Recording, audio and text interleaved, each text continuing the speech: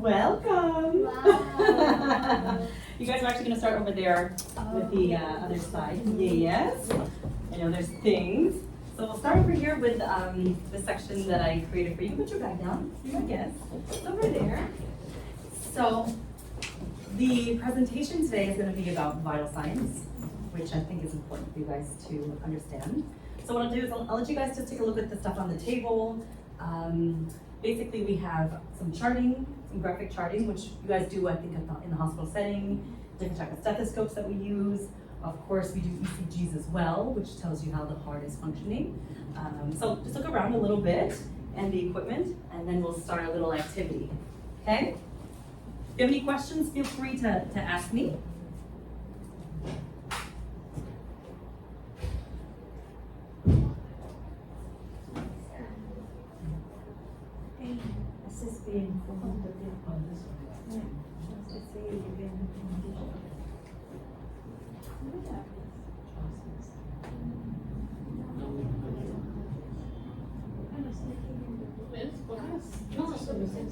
Which one? Oh, it's a regular stethoscope. Oh, From the 90s. Good answer. Yeah, these are the Littmans that you guys have, right? yeah, so it looks okay. Right, so it has both sides of, there's the bell and the drum, so we'll talk about that a little later, but you're allowed to touch it. You'll see how lightweight that one is, so it's very good observation. It's light? Yeah. Very. Know what that is? We use it Well, it's regular stethoscope. Oh, to get the oxygen. Yeah. This one is maybe like mine. Yeah, I feel like yours. So I'll have you guys, just for a moment, because you're gonna be having access to all this and the little goodies on the table too. We're gonna do a little activity. So the first activity is this one, so I can get to understand if you guys know. So you can see the instructions, Yeah. okay? So team up. Oh, you guys are cute. I should do rock, paper, scissors. I should do random pickings. Random pickings. Are you guys always together? No. No? Are you always? Okay, that's fine. So that's nice picking. So basically, you're gonna team up. There's some hearts on the table. There's a set, 2 sets. So there's a set that's over here, Oh, and there's a set. So grab a set for yourself, and then you're gonna take some tape. Do I have 2 sets of tape? Yes, I have 2 sets of tape. The teacher must be prepared at all times. So you have that tape roll, and this is yours. So basically, what you're gonna do is you're going to, and we're gonna do this in the fastest possible. So let's see who's the fastest at putting the pulses on. So one person's gonna be the person that's gonna put the pulses on, and the other one's gonna be sticking it. Good. And I'll help you too. Okay. So let's do this. I know you guys are able. Let's see who wins this. Okay. So it's any order you want. We're starting right now. Okay. So you have to put a sticker on it. You have to put the sticker. Good. Oh, okay. Yeah, you're gonna put the sticker. So make it. So maybe I can help you with some tape, each of you. Yeah. You in the opening of No, the. you can do this. Okay. Yes. Hold on. Wait. Okay. Yeah. Good. Okay, you can tape it on top of her too. But I think tape it in the back like this might be easier. Like that. Yeah. Here. Good. Down there, yeah. It's okay. No. I'll help you. Okay, keep going. Keep going. Radio. Those. Keep going, guys. The These little table wings. is here. Oh yeah. Carol. Yeah. It's number 7. I'm gonna. Okay, I will not touch, but it's here. Fine, I trust you. You're not a guy, right? No, this is not Carol. Carol. Right here. Here we go. Okay, keep going. Keep going. Yeah, nine. Or if it's easier, just tape it straight across. It's okay. Yeah. What's for? Posterior tibia. Posterior. Yeah. Posterior is It's the right back. here. Yeah. Posterior is the back. Agree. The tibia is the thicker bone. No. Wait, you good? No, I'm gonna put it now. I won't give you any pointers. Good, good. You guys are almost done. Let's see who's winning. We started at 53. I became Somewhere. One. One of here. It's a Is this bracket. Yeah. It's Okay. number 1. If you're stuck, go on to the next one. If you're stuck, keep going. Want some tape? Here you go. Yeah. Put it at the back. Yeah. Beautiful. Radio number Okay. 6 with 6. What's the tape? Femoral. Here. Femoral, I bought it. Temporal. Oh, doors with feet. Okay. Here, temporal is here. Okay. You guys can do this. She's correcting you. Listen, my little nurse. Dorsalis, here is the foot. But Here. Okay. number Here. Okay. Make sure it's in the right spot. No, I think. Okay. Doors, no, I think. No, here, posterior, no, here. What's 5? Radio. No, it's not I know here. that it is. It's here. Yeah. It's here. Yeah, two is here. Yeah, it is here. This is Yeah. it. 8 Here. up and up. 6 is, Right here. Those are big. yeah. Right in the middle. Okay. What's the name? Yeah. Okay. Feet. You have how many are left? And We have one, I think. we have one, yeah. What's One number? Okay, keep Which is the pop? It has to be Four. right at the end, right? Posterior. Poply. It's here, I think, here. I think it's. Yeah, I think this, I think, I remember. Something in the back. Here we go. I think Somewhere this, in the back. yeah, here. Poply somewhere. Okay. All that.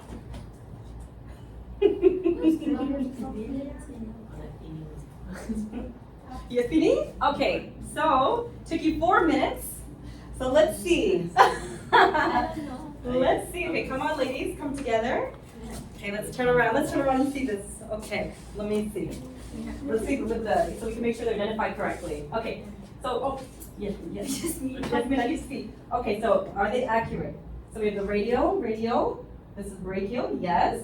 Apical, I don't think it's in the right. I mean, it's in the right I know, area, but not the I right have spot. to, Maybe it's on the wrong side of it. So maybe it's on the. Okay, this is your right, it should be in the left. Ah, okay. So it's left. Yes. Or left or Yeah, right. here. And then let's see. So we have the femoral. Yeah. Femoral, yes, correct. And then we have behind popliteal 2. Popliteal 2, I agree. Yeah.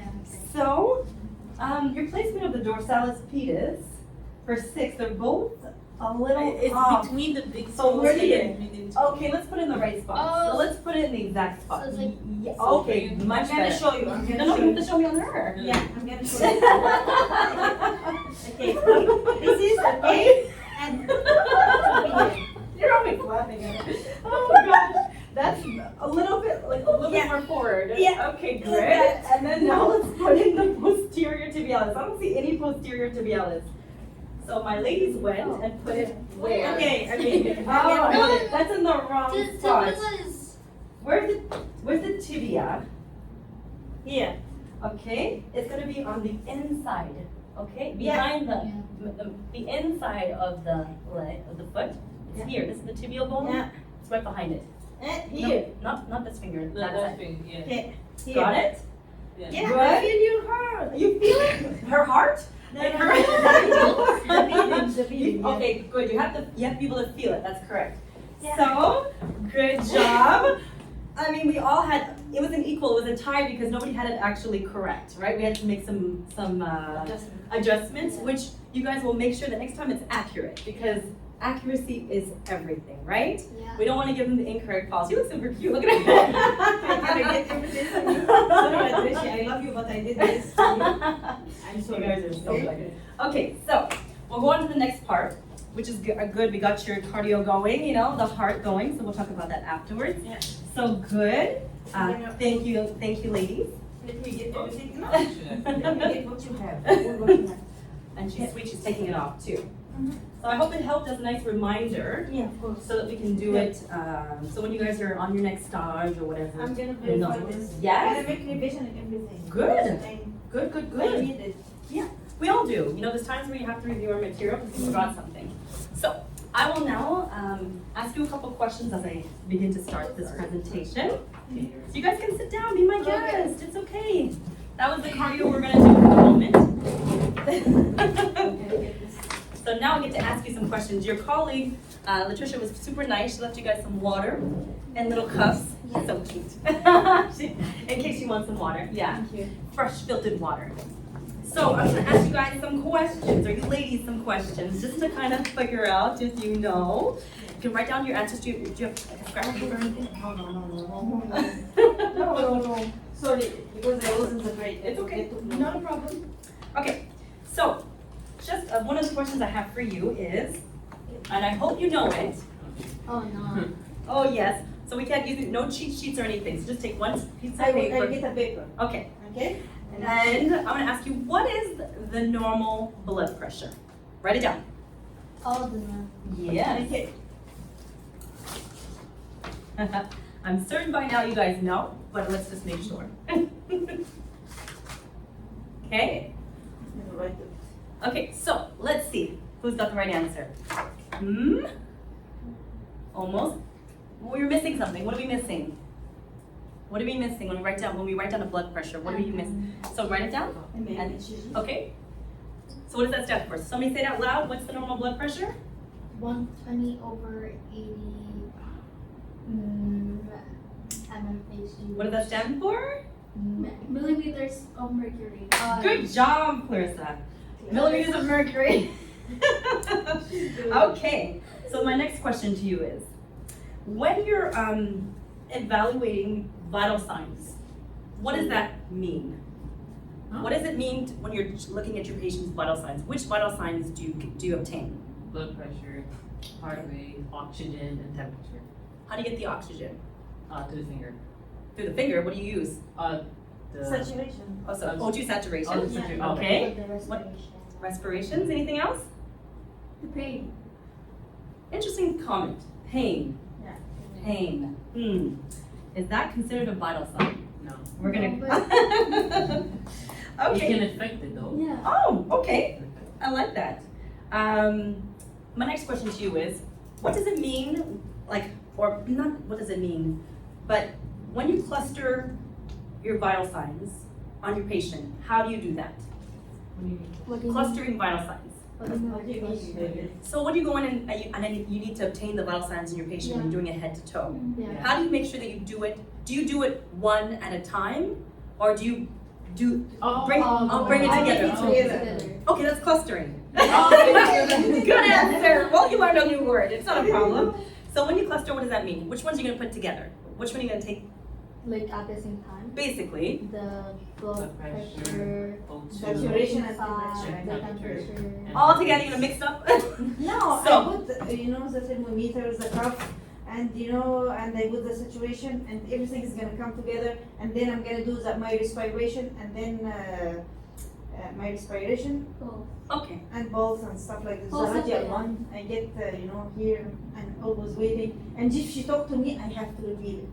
Well, maybe we'll give her instructions first and let them know. I'm just going to take just for a moment. Because they So like do to you, talk. oh sorry, do you put the person's, when you're taking the blood pressure, do you put the O2 sets on the same arm or on opposite? Opposite. Okay. Good, so when you're clustering, you're still putting it on the person at the same time, but you're not taking it on the same arm as in the pulse. Good, just making sure. Okay, so we're gonna come in a little bit more. And do you ladies know how to select the right size blood pressure cuff for your patient? Yeah, with the 2 inches. With the, what? Just The a words measurement you use. measurement from the One color. over 3 of this. It has to be 1 over 3 and 2 fingers. 1 over 3? What does Yeah. that mean, 1 over 3? No, 1 over that's the 3. gap. That's the gap. Yeah, the gap. There's a measuring.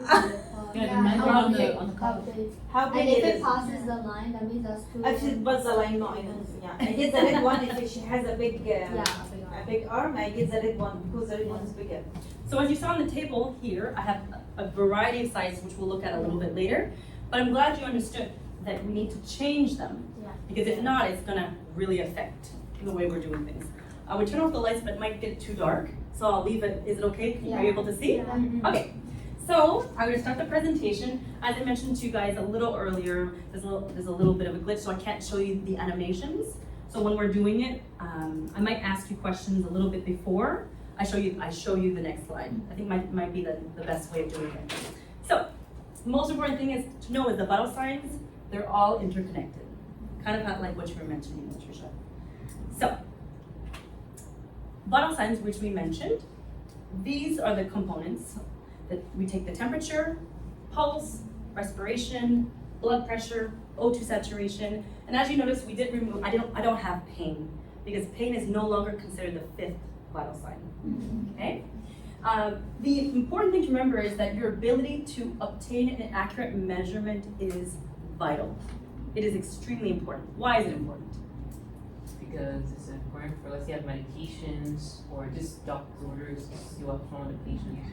If you give the wrong, if you give it too low, then they're not gonna get the care they need. If you give it too high, they won't get the care they need. They'll think something wrong, but there's nothing really wrong. Good, yes. And the vitals also is important. If we get like systolic high, we have to hold the medication like 180 over 180 is a systolic. You don't have to give the medication if it's 194 or 5. So we have not to give the medication. If the pulse is less than 60, we have not to give the medications. There is a condition in the medication side. So if it's less, okay, the pulse less than 60, don't give the medication. If the systolic more than 180, don't give the medication. So we have to look carefully for these conditions. You did pay attention. We learned. Good job. Okay. So thank you, ladies. You're both very accurate. So the last point is we take vital signs in order to solve problems, right, in the patient's condition. So when we're obtaining vital signs, you as an LPN, all of you need to, we talked about measure it correctly, understand and interpret the values properly, and communicate the findings appropriately, meaning to the right people. We talked about how it's important not to just, if you want to put something on hold, you don't do it on hold right away unless it's written in the order, hold if systolic above 180. So you understand it now. Good job. Next point. When are vital signs taken? So we know that there's different intervals of times that we take our vital signs. We don't just walk, we'll say that there's the intervals of times that are set when the patient comes to the facility, you know to take the patient's vital signs. Yeah. If the patient were to fall, you know to take the person's vital signs. There's certain types of conditions where it's just a clue and it's a given, correct? But then you have to also remember that it could be that for that patient it's every 4 hours, right? If they're if they're not stable with their hemodynamics, well then we need to take it more frequently, which would probably be maybe hourly or every half an hour if the person's unstable, right? So you haven't seen that yet on the floor, but it's something you may see in the future. Another point, when a patient is extremely ill, that's when you're taking it more frequently. So I'm changing 2 screens at the same time, so it's kind of funny. So the next thing I'm gonna mention is why they're interrelated. Because when you think about like the body temperature, any rise in temperature of 1 degree Celsius will cause the pulse to increase by 10 beats per minute. So that's why it's important to know these things. And it's important to know that is an accurate measurement. It's not because they drank coffee, right? So you don't want to know that the person's actually having some kind of cardiac or some kind of event, or they're maybe starting to become febrile, not because of some exogenous circumstance or some situation where they took something hot, right? So we need to really separate things out. It also talks about how the respiratory rate and the blood pressure readings increase with any type of rise in the person's temperature. So BP and respiratory rate and blood pressure, they go together as well. And then the blood pressure, it also can fall when somebody's bleeding, right? Yeah, it happened to me. So when the person's bleeding, it's gonna affect the other vital signs too. Blood pressure drops, and what do you think it's gonna have? And then you're gonna have the heart rate that's gonna go up, right? Yeah. Because it's gonna try to compensate for the fact that there's less blood to be pumped, it's gonna come faster. So and then your respirations are also gonna increase. And then it mentions that your temperature will decrease. So you wanna keep some of these things in mind when you have a patient so that if you see any change in their condition, you'll know what to do, right? I'll leave it up for a moment. In case you wanna take some notes, let me see where I am. Okay, this other one.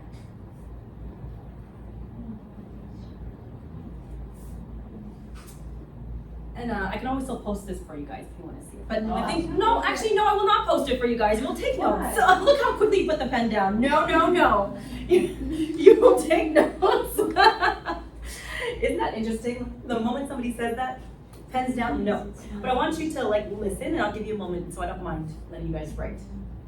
If it helps. Okay? We ready for the next one? No. Oh, no. Wait.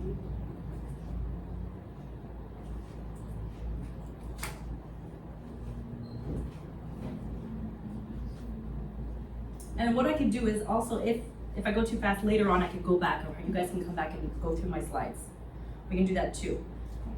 So it's okay, I'll go to the next one, okay? This one's, so when you're recording vital signs, it's important for you to remember that you place it, in this institution, we document it on the beautiful OASIS, which is because it's a computerized system when it comes to that. And another institution you may go to, maybe you're going to be in a long-term care facility.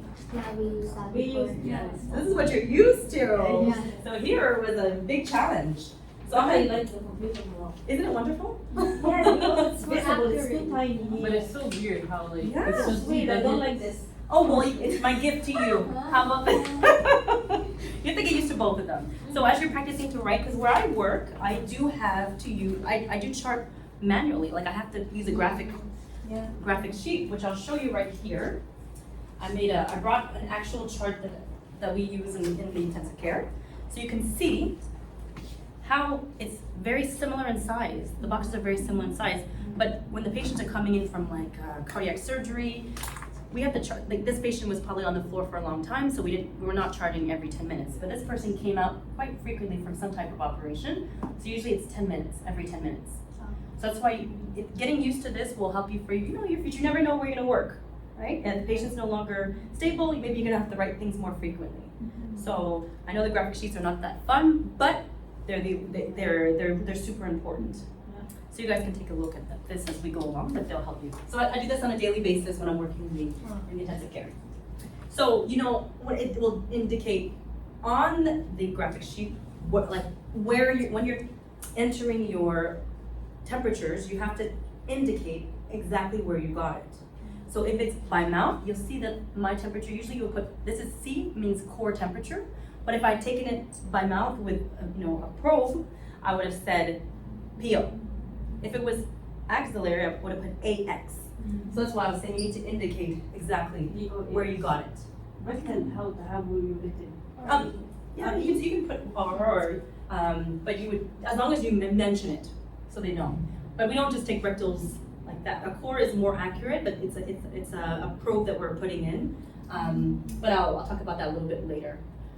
Make sure that when you're writing your vital signs, you have to write the systolic, especially the blood pressure. It's a systolic first, then the diastolic beneath it, and then you indicate the units. So some people, when you wrote it for me the first time, you forgot to put the units. So they go together, hand in hand. And then for the pulse, you have to indicate where, well, in here I didn't put it, but usually the site where you obtained it, like you guys were doing on the floor. Apical, wherever you got it, you put it. Got it? So, the next slide I will talk about will be when you're, it's still about recording your vital signs, but you need to mention to your co-assigned nurse and doctor right away whenever there is a discrepancy, kind of like what you went through, Clarissa, where you had to call the doctor on the phone. So she got it out of her system, she's no longer worried. So it's important to mention if there's also any symptoms when you took the blood pressure or when you got the value. Because they're gonna ask you, are they asymptomatic or symptomatic? What does that mean? Symptomatic is showing signs of not showing anything. So they can low, let's say their blood pressure is low, but they don't have any blue lips, they're fine. They can still get up, run, and they'll be fine. That's asymptomatic. Good. And then the LPN also needs to document any interventions that you did. So, for example, if you saw that the person was febrile, or they were actually febrile because the temperature was 37.8 or 37.9, and it wasn't because they drank something, because you checked it again in another spot, right? So then you do something. You don't just say, oh, the patient's febrile. You act. What does that mean? compressé. Oh, I Take don't off know the in sheets. English how it's. beautiful. She said right away take off the sheets. They're talking about ice packs, like some Ice compresses, packs. cold compresses. Or drink water, like cold water. Yeah, you can get the offer You know, if they. in here and you know in this and Yeah. that. So I axillary. do it for my kids. Good. So we're gonna learn to say the sites. Yeah. So you're gonna learn to practice to say axillary. That's right. In You knees, go. knees and So it's all and head basically overhead. you have your forehead, Forehead, yeah. axillary. You would put two ice Axillary. packs, right? And then the groin. Groin here. So what you do is you put the ice packs. Yeah, but you put it. You wrap like I generally will put it in a pillowcase. After I put it in a bag of ice, put it in the pillowcase, and then you put it on their groin, axillary, and forehead, and it will cool them off faster. Little trick. First time. Well, things you'll learn with me, ladies. No, I did it with my kids. Okay, so we'll talk about the temperature now. So the answers are here because as I mentioned, my computer is not working with PowerPoint, so I can't. There's a lot of animations that you're missing out on, but it's okay. So how does the body regulate the temperature? Basically, there are measures. It's a measure of the insensible heat or cold. That's what the temperature is. So we are trying to always, the body itself, not we, but the body itself is made to always strive to get a balance. The balance that it wants is 37 degrees Celsius, right? So, but there's a discrepancy. You can also be a little bit lower or a little bit higher, and that's normal, but it wants to maintain this normal. So there are causes, there are things that can cause the body temperature to vary, which you all can see because it's no longer animated.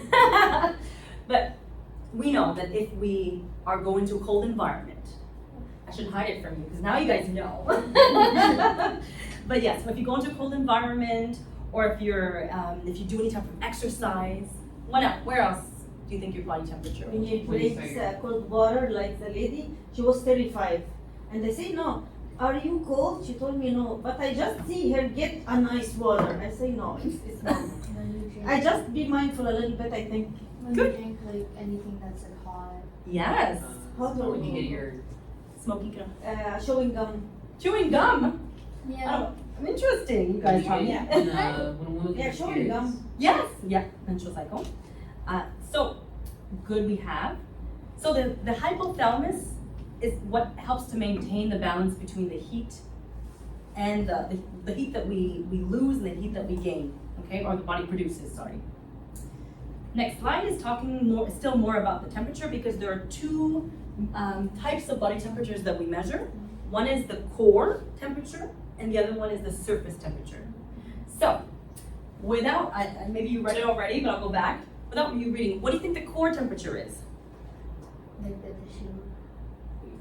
Tissue, like fat. the fat, What is the core? Where is our core? inside, like, Inside, yeah. What's the surface? the It's skin. it is here. This skin. So Outer with you, body. Madame Georgina, you're gonna tell me the words. In my arm, I touch the arm. So, what part of the arm are you touching? Okay, this is the forearm. Okay, but what is this part of this is all your My skin. yeah. Yes, the skin. Yeah. So yes, the core is the temperature of deep tissue of the body. It remains constantly, it's more stable, unless you go into a really, really cold place, like if you go to Antarctica or something like that. Which I have a friend that wants to go there, I don't know why. And then, so you have to use a thermometer to get that temperature.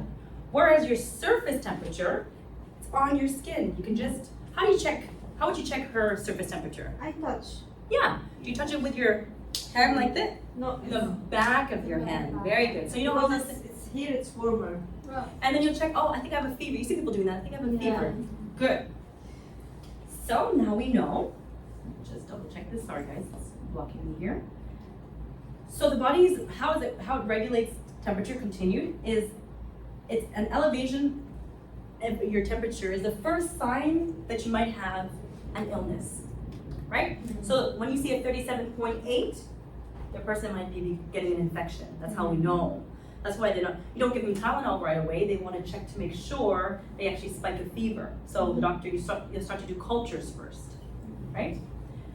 So the different terms for when somebody has a high temperature, or for the temperature, sorry, are febrile, Hyperthermia, yeah, and hypothermia. So the fever is the body's defense mechanism, and a fever will help the body destroy bacteria that's coming to invade your body. Okay? So you can either, your fever can be constant, meaning that what does that constant mean? Persist. Okay. Intermittent. Intermittent. Come and go. Okay, good. And what does remittent mean? So it means it's fluctuating. Also. Up and down, let's. There you go. Now you learned a word. You can add it. Good. So there's different ways of getting the person's temperature. We can either use the temporal. So this is the instrument that I brought for you guys that we used in the intensive care. So they'll put this probe on the person's temporal region, and then they tie it around with this Velcro, because sometimes the patients will try to take them off. Yeah. And then you tie it around the person's head. You understand? So I'm put it around mine, but you tie it around the head, just to keep it secure in place. Okay? So you guys can take a look at this afterwards. And this tympanic. What's tympanic? Tympanic? Yeah. Oh, so you tell me the word. Tympanic, I know it's here. Instead of saying here, actually tell me. Tympanic, in my ears. Beautiful. I like that. I want the words. Remember we did. I did too. I'm like baby. Clarissa, you're always laughing. Okay, and then you also have obviously your thermometers, Yeah. right? She makes me laugh. Okay. Next one. Next thing, so we learned about temperature, now we'll talk about the stethoscope. Okay? So we use a stethoscope. What do you guys use your stethoscope? Auscultating what? This is the lungs. Okay, what else? The wheezing. So- We have wheezing. So, Hearing the breakdown. Abdominal cramps. That's RN. good answering. Yes. I can't do it. Like we could tell the RN to do it, and then we. It's not our job. Yes. Non-scope practice. So yeah, exactly. The So- brachial pulse as well. Right, so that you can get your blood pressure, you need to have your stethoscope. So we're using it to listen to the lungs to make sure if there's any abnormalities, we bring it to the attention of the doctor or the nurse, because you want to let them know, I mentioned to the doctor that the patient had some abnormal sound. We can't identify it. So I know you were saying wheezing, but we as LPNs, because I'm joining you guys at the moment, cannot say what it is. We can only say that it's abnormal, right? Yeah. So I didn't hear the wheezing before. I hear something. Exactly. I say I hear, but I cannot confirm what I hear. Exactly. So it's super important, and also for that, which pulse? Tell me about brachial. What's the other pulse that we? Apical pulse. So remember that apical pulse, because some people are taking, especially when they're giving cardiac meds. So when you're administering a cardiac med, prior to giving it to your patient, you have to check the apical pulse, not the radial pulse. It's very important because it's a cardiac med. It's directly affecting the heart. Got it? So we won't forget. So when you're looking at the stethoscope, there's different parts of it. So I'll show you on this one. I think there's gonna be a picture. We talked about the earpiece, which you guys, can somebody show me where the earpiece is? Yeah. So the earpiece has to go in your ear. So which direction do we put it in? Yeah, you don't have to put it actually in, but which direction do you hold it? So do you hold it like that? Or is it the other way? Which way is it? This way. Some people are putting it the opposite. They're going this way and they're saying, I can't hear anything. Good, just making I sure. did it before. You did? Okay. You didn't have to fess up. You didn't have to tell I people. did some mistakes, that's why I know. So it has to fit snug, and you have to also be able to hear from it. Yeah. And when you're listening in pairs, I'll just remind you that when you're using the double stethoscope, the other listener that's not the LPN, the nurse that's like doing it, shouldn't put the earpiece inside their ear until you've tested to make sure it's the right side. Yeah. Because it'll be a shock to your ear, and sometimes it can be quite loud. So always wait until they're ready. And don't have it hanging around your neck and knocking on the patient's bed while you need to, when you're ready, then you take it and put it on. It's always around your neck when you walk in the room anyways. So you're walking around like this. But your hair is up, of course, you don't have to have your hair down. And you're just taking it, you're just grabbing it, and then you're putting it into your ears. Okay? So, the binaurals, I can never say it properly, binaurals, what are they? Can I write it in Google? No, we're not going to go on Google. It's right in front of you. Should be The curvy? Yes, Okay. these. Yeah. She read it. Good job. But the metal part here. Firmly is in the ear. Yes, got it. Causing discomfort. Yes. So we have the earpiece. Good job. Next part. It's the which part is the number 3? There. So it should be at least 12. Well, you'll get variances because with this double stethoscope, it'll probably be much longer than the one that we have because there's a big difference while you guys are sitting down, right? When you're comparing. So it's almost, that's why they're saying it could be 18 inches long. Okay? And then we have the chest piece. So this is the plate that you put on the person's either the chest, Depends. head. Adult on baby. So we have the diaphragm, this part, Yeah. and then you have the bell. So sometimes students are saying they're not able to hear, but they didn't Right. turn. I did it. Good. So the flat person, so that at least you guys know. So it says that the diaphragm, it transmits high pitched sounds. That's what you're gonna hear of and it's the force of the air moving, or if you're listening to the lungs, or the blood, okay? And then the bell, which is this one, it's more low pitched sounds, okay? So I will mention a little bit more. When you are, oops, forgive me. Okay, when you are, so I know that you guys don't well, we call it auscultation. When you guys are listening for sounds, you need to know if there's any type of abnormalities. That's what you're checking. So you can bring it to the attention of the doctor or the nurse or anybody that you're working with. It's when you're using it, you have to, and you were mentioning, you don't want the patients to be talking at the same time because it can throw off your results, right? So it's good to let them know beforehand, mention that you're going to be listening, and just for a moment, anytime you feel the stethoscope on your chest, take a deep breath in and exhale. But it doesn't have to be, just take a breath in and exhale, but don't hold it. You have to give them the instructions before you start doing it. If not, they're going to keep talking to you. It happens, huh? So also you need to make sure, this is part of infection control, that you do what to your stethoscope? Clean it. Between your patients. And also when you're done, so that you don't take anything home with you, right? Yeah. So now we know a little bit about the stethoscope. We'll talk about the pulse.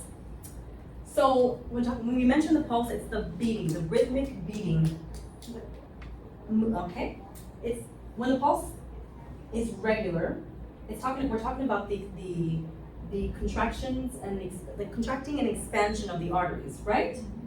And they cause these waves and pressure as the blood is being ejected from the heart, right? So you as an LPN, you need to note the rate, sometimes the rhythm. So what would be the rhythm, you could say? Regular or irregular? Beautiful. And the volume of pressure, how do you note that? What would you say for the volume of pressure? You mean like when you feel it, like it persists or not hard at the same time? That's what you mean? Not necessarily, but it's, well, you have to press it. So sometimes when you feel the blood, when you feel the pulse, it might be more faint. Yeah. Weak, yeah. Okay. Weak or strong. Okay, now I Strong, you yeah. got it. So we'll talk about the next one. So let me see, is that moving? Hold on 1 second. I don't know why it's not moving.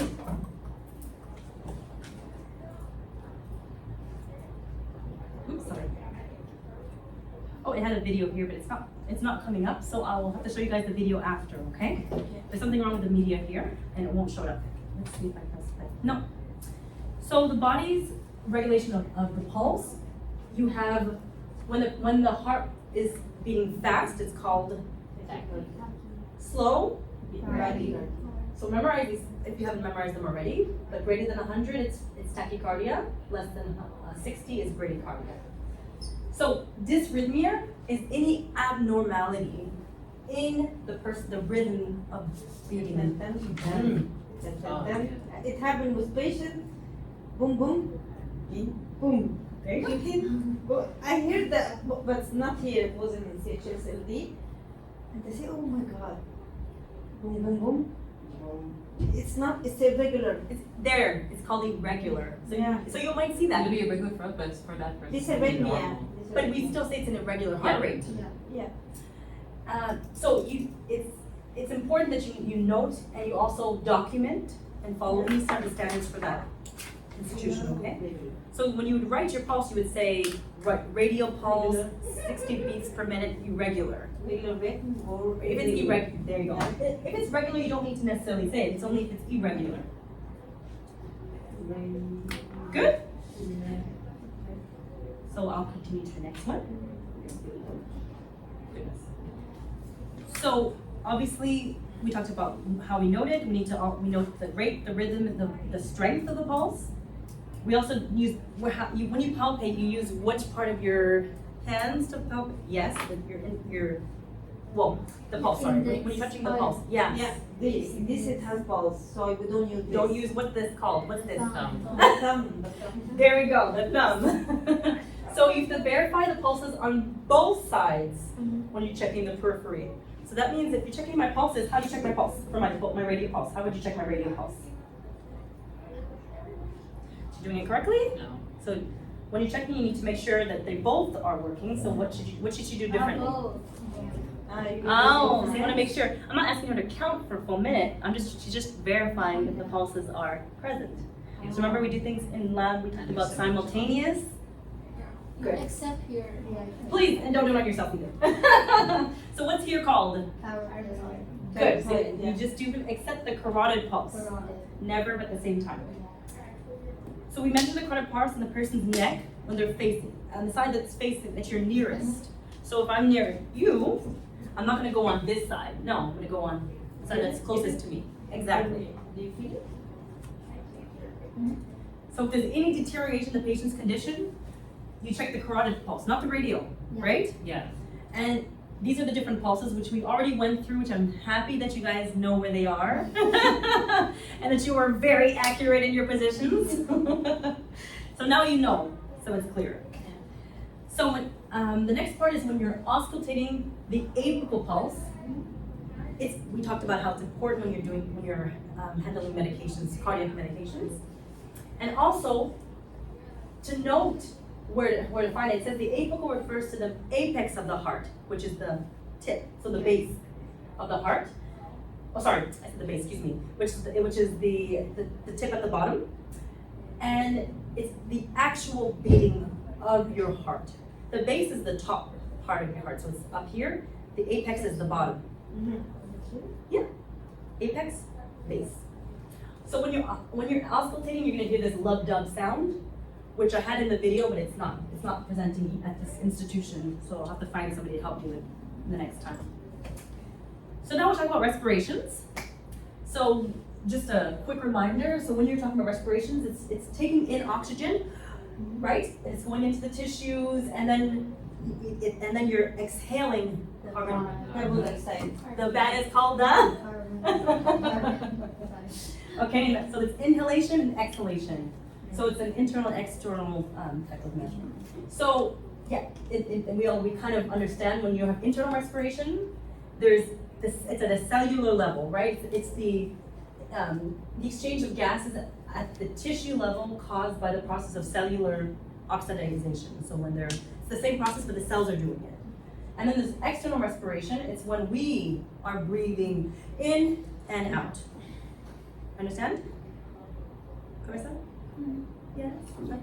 100%? Or you want me to? Yeah, repeat. Okay, so when it talks about two types of respirations, there's the internal respiration, which is happening inside, we don't see, inside of our body, in the cells or in the tissues.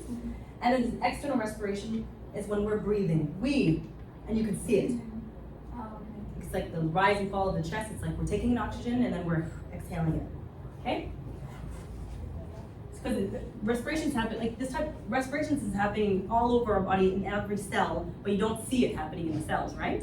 But they still need, the reason why we're taking in the oxygen is because the cells. Alveoli? Pardon?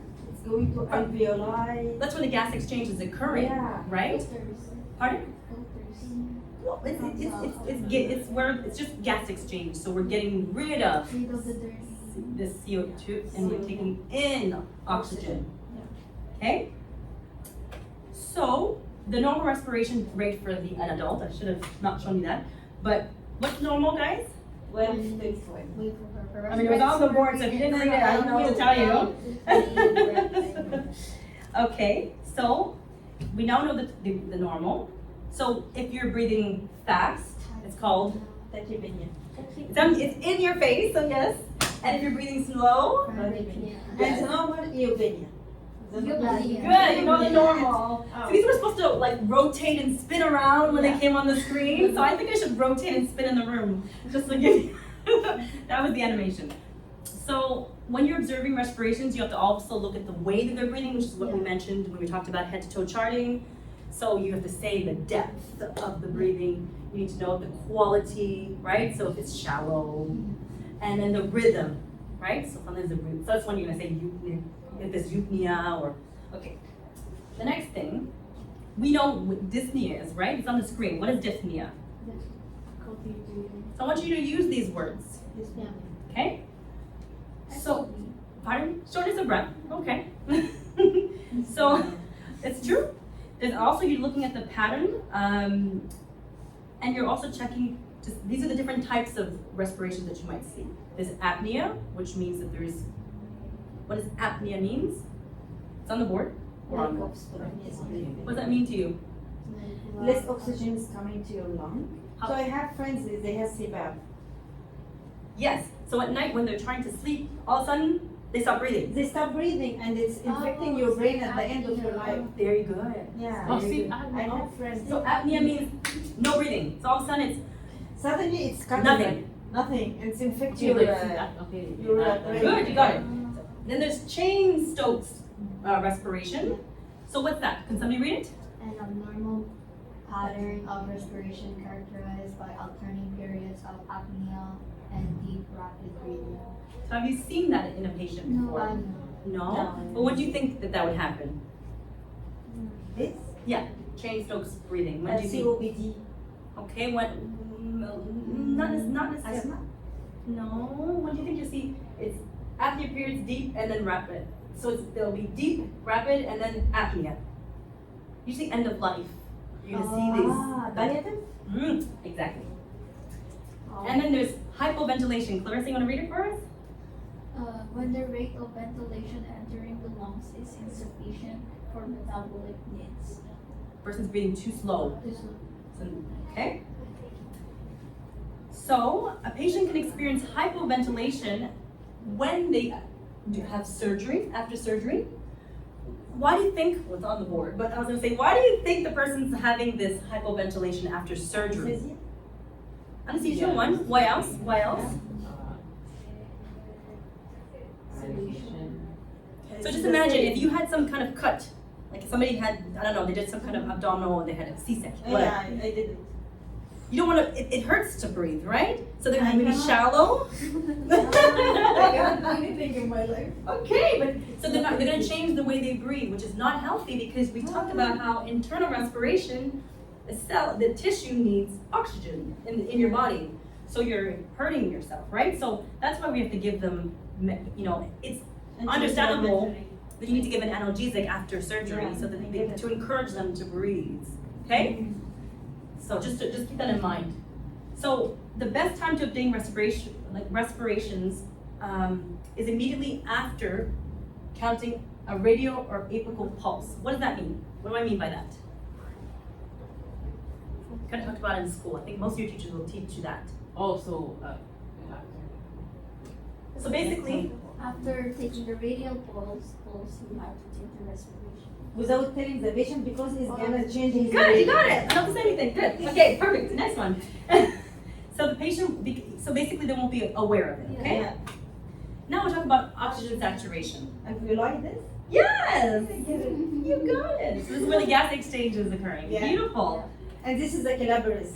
The capillaries. Capillaries. Yes. Sorry. So you won't be able to see the video. I'm so sorry. I don't know. I asked them to fix it. It didn't work. This one. But it was a nice video to show you. So we have, for your hemoglobin, which you guys learned about, right? We checked the CBC level for your patients. Every hemoglobin molecule has 4 red blood cells attached to it when it's moving through the bloodstream. That's 4 can Like this. Yes.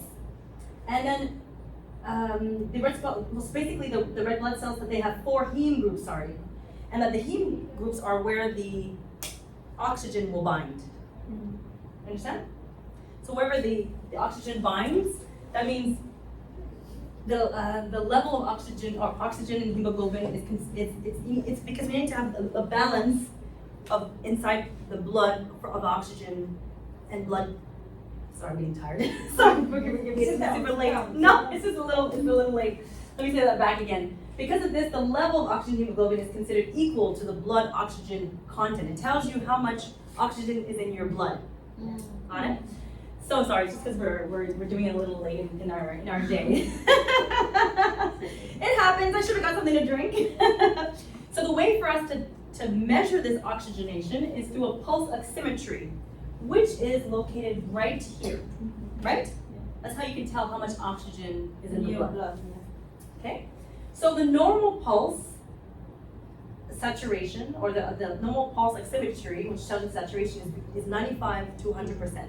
Unless the person is COPD. which would be 89 or 82, 89 till 92. Or if you just woke up, it might be a little different. a little bit low, but it's not 89. What's 88 or 89. exactly 88 to 92%? Okay, and it was down here on the board if you were a fast I reader. didn't see it. I swear to God, I didn't see it. It's not, but it wasn't supposed to be there. I didn't see it.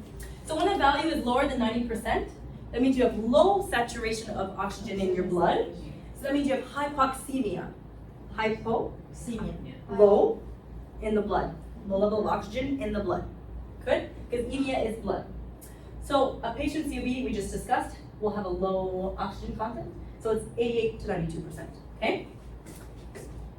And for them, you have to be careful, because if you give them too much oxygen, They're gonna have too much CO2 in their blood. good. I studied this for very good. I have had a good teacher. I'm proud of you. You listen to your teacher. I'm happy. I have had a good teacher. No, I love her so much. She Yeah. was explaining so good. Jessie, right? Good. Jessie, I love her. Good. I'm happy. I adore this Jessie. Good. She explained very well. The heart, I get it because she was my teacher. Okay. The lung, I get it from her. You know, I'm happy. No, it's good. You need So to good. learn these things. she's good because she explained well. I retain it from her. Good. It depends on the teacher. Well, I mean, it also depends on, you have to also do your reviewing too, I because did. sometimes you'll understand and other times then I'm glad you explained well, so great. So factors that determine the blood pressure. So what is blood pressure? What does it mean to you? Blood pressure. No. Yes. The blood flow in your vessels, how it goes, if there is like a blood with lipidemia or something, so you give high blood pressure. So the fats in your arteries, it affects the flow of the blood into your brain and your vessels. Is it? But we're asking, what is blood pressure? Is it like The flow. It's the pressure. It's the pressure of the blood pushing against the walls The walls. of your blood vessels, okay? So you're close. You're giving me like, I try to. you're giving me the complications. It's okay. So we measure it in millimeters of mercury. beautiful. So we have the systolic and then we have the diastolic. Yeah. Right? So there was a video here, but it's not presenting. I'm sorry. If I press play, it will not play. I don't know why. Sorry. But we'll talk about it another time. So we know the normal adult blood pressure is 120/80. When it's high, it's called, when it's low, it's called Hypertension. good. So how do we determine the person's blood pressure? Okay, these are factors that are affecting it. Okay, so orthostatic hypotension. You guys have learned this before. Yeah. So I'll go to the other slide so we can see. So tell me, what do you know about orthostatic hypotension? Yes. Go ahead. I can speak? Okay. Yes, So go. it depends because people when they're laying down a long time and they get set up, it's changing their blood pressure. When they stand up, sitting, it's different position, different blood pressure. So it depends also about every position. The spine is different, sitting down, standing up. So we have to get the pressure in each position. But how do you know somebody has orthostatic It depends hypotension? on the medication side effects. So there is medication like give orthostatic hypotension. So we have to follow vital signs. Right, but what is an indication? What would you see in the patient that would say, okay, He's this dizzy. What kind of measurements to the blood pressure? How will it change? I guess They that's change from position to the other when they are sitting not the down. positioning. I don't mean the positioning. I mean, what would be the change in the blood pressure? Like, would there be a rise in the blood pressure, and by how much? Right and down. Oh, you up think and it's, down. okay, so Up for and you down. it's Like up and sliding down. scale of. Okay, what do yeah. you think? It's below like the normal range of Okay, so what's gonna happen, for example? So you're saying, what happens when somebody has orthostatic hypotension? like they get dizzy from after they get up from They have to sit a long time. on the Because bed. what happens to their blood pressure? Why do they get dizzy? It drops. Okay, it drops by how much? This is what I'm trying to get you guys to I tell. didn't understand. Okay. Remember? Huh? How much? 25? No. You saw the board, I saw you. Yeah. She's like, yeah. This is why I'm supposed to hide. You see Oh everything. gosh, oh gosh. She said, yeah. You're, at least you're honest, I love it. So, from lying, sitting to standing, okay, there's a drop, okay, of 25. So I'll let you guys see it now. So funny, she said, yeah. So yes, there's a drop of 25 millimeters of mercury in the systolic pressure, and a drop of 10 millimeters of mercury in the diastolic, okay? When the person's moving from lying to sitting to standing. So if at a certain point, when they went from lying to sitting, they tell you they're dizzy, Sit down. Keep sitting down a little bit. Okay. Then you feel okay. Then stand up. okay, good, I just wanna make sure. Yeah. I know what to say. So basically, you just wanna prevent them from any sudden shifts, and then you don't want them to faint, or you don't want them to fall, okay? So good job. I have my dad. Yes? Good. Well, in the sense that you learned from that. Not good that he has orthostatic hypotension, but I'm glad you learned. But for Yes. regular people, because sometimes when I stand up fast, I get really. Yeah. You so have that's- it. Maybe you have it. We have, but I mean, it could It happen, could happen. right? But you don't have orthostatic hypotension, no. Okay? Anemia. Maybe you have anemia. I have we're not gonna diagnose this child, we don't No, Oh, you do? I have low iron. Okay, so different factors can affect you, may not, so, okay. So you're just telling me her conditions without her consent. No, I'm just asking because I have had anemia and I get too much Okay. iron pills to get it up. Yes. It was 8 and the It was 8, 8 over the minimum, the normal is 20. right? It was 8, the ferritin, it was 8. Wow. And I was dizzy and I get the walls because I cannot move and I cannot breathe. I was so sick. Oh, it makes sense. It was 8, it's supposed to be 20. The The ferritin. lowest, yeah, Yes, it's extremely so low. Sometimes you need a transfusion, or you need to have like, I get Be the trans- Yeah, she has me. Ferromax. Cause my aunt. okay, yes, it's very She important. needs it because she has extremely low. Like she goes to hospital with her leak just to get transfusion. Oh. Really low. Oh wow, yes, there's many people, that's why, it's also good if you have, this is why they always encourage too for people to donate blood. So there's the iron, but some people, they also need blood transfusions, because you understand why. Okay, so, let's talk about we'll continue with the blood pressure. So the sphygmomanometer, so that is this lovely thing that you guys are using, this machine. And it's for us to be able to detect and accurately measure the arterial blood pressure. So we have a cuff with a gauge. So when you guys are doing your exam, you're gonna have, oops, not this one. This one's actually touched. So you have the blood pressure cuff, which you'll put around the patient, and then you have the actual inflatable gauge. Okay, so this is the gauge. This is how you inflate it with it. So I'm not giving you the actual term because I want to show it to you next and see if you guys can figure it out. I had a little quiz, but I don't think it's gonna work because all of the answers are gonna always be on the screen. So, to identify, we have the cuff,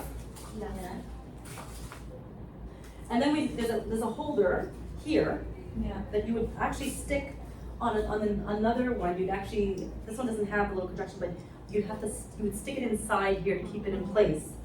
Like if there's an actual gauge. It's this part, but there's a small, you know what I mean? You hook it in here, inside.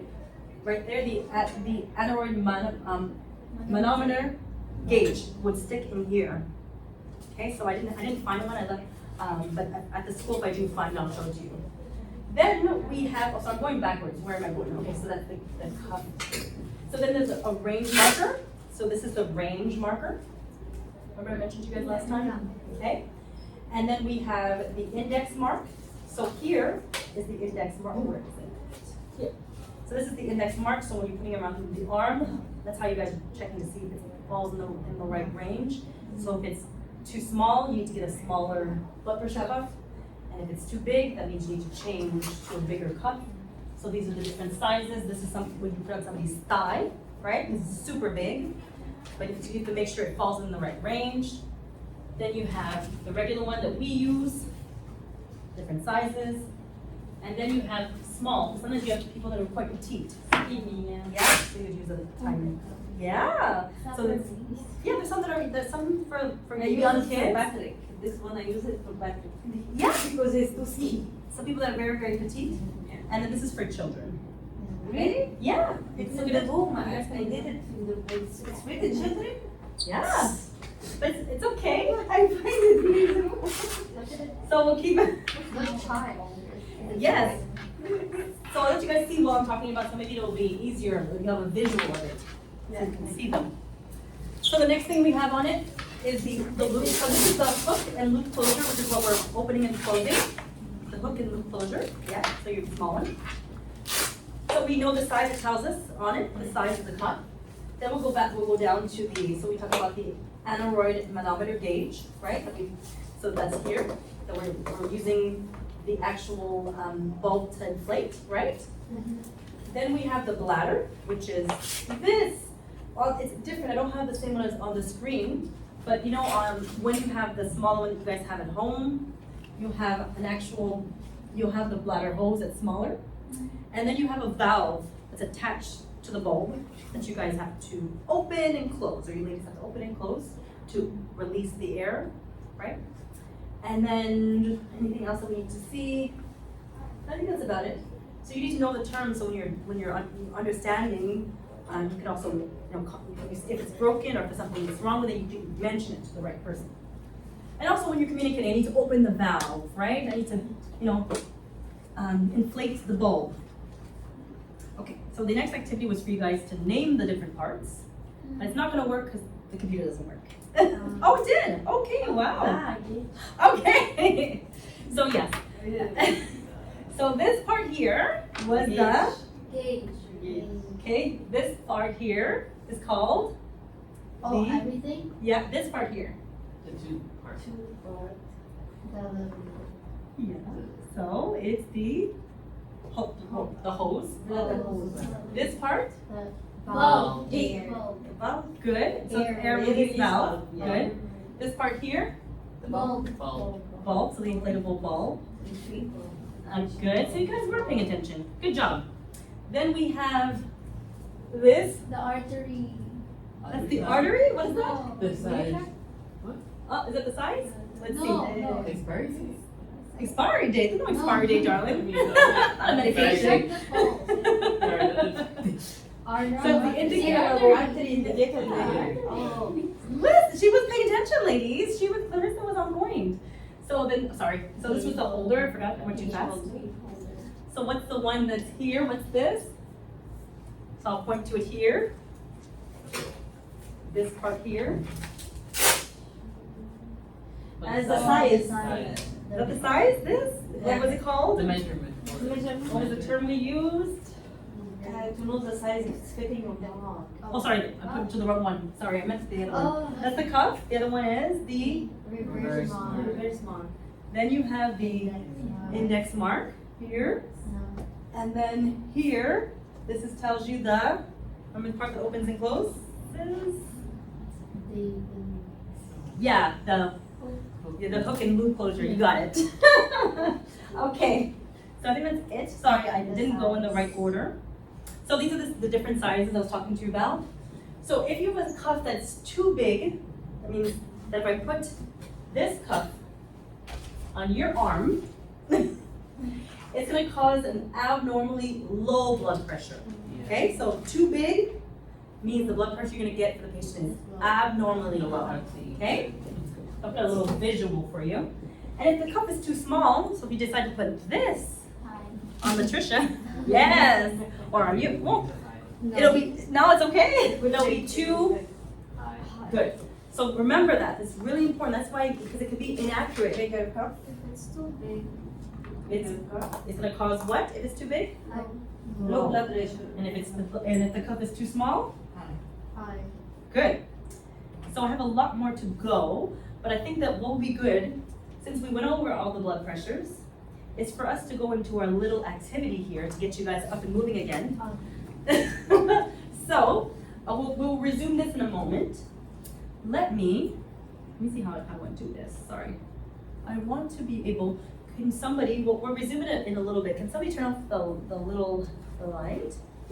Just so we can go to another part of the activity. Where is the light? Over here. Oh, no, Over here? sorry, for the actual projector.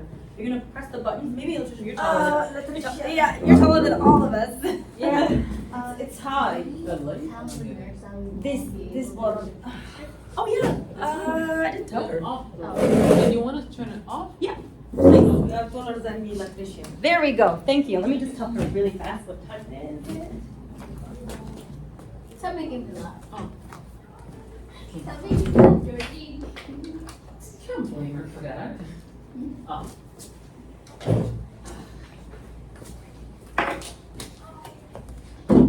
Okay, I told them. Very good. So let's do the other part so we can get up and moving. Since we finished talking about a small portion of the vital signs, let's do the next part of the activity. The heart. No? Yeah, the heart. So we have two, yes, so we have two things to do. Number one, you're gonna be telling me what the vital signs, you guys have seen this before. Yes, Georgina, we've seen it? Yeah. Yes. You want me to write it down? Yes, you're gonna be, so each person's gonna come up, I'll give you a marker, and you're gonna fill in, you can choose the one you're gonna fill in, and you'll put in this column here, you'll put in the units. Remember? So the symbol, for example, if it's Yeah.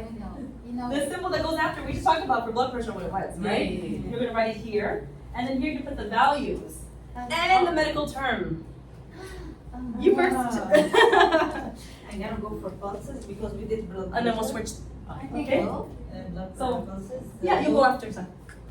Go ahead. Don't write, you write the actual value, darling. Then 60. Okay. This is the low.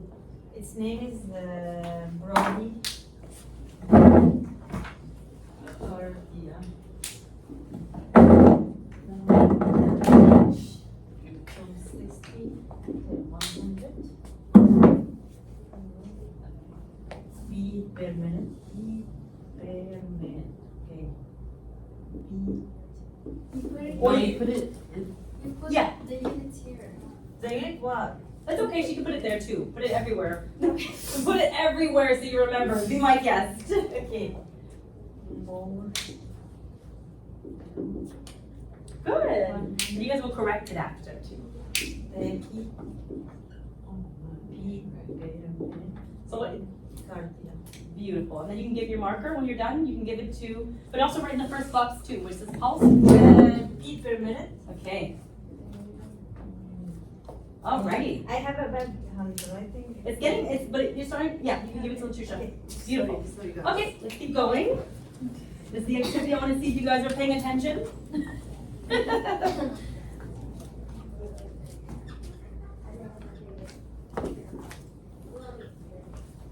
Okay.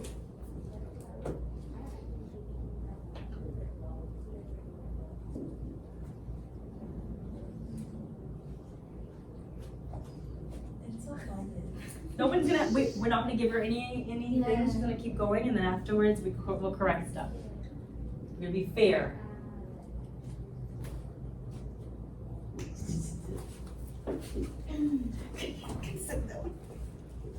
Miss Georgina, we're not gonna, let me turn into this new activity. You're gonna see us. Oh. We will not speak. Oh, okay.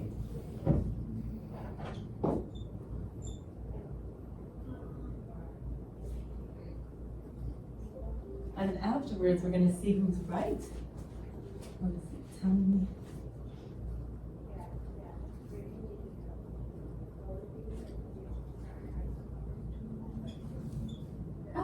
forgot something, yeah. Something You're gonna do well later, it's okay.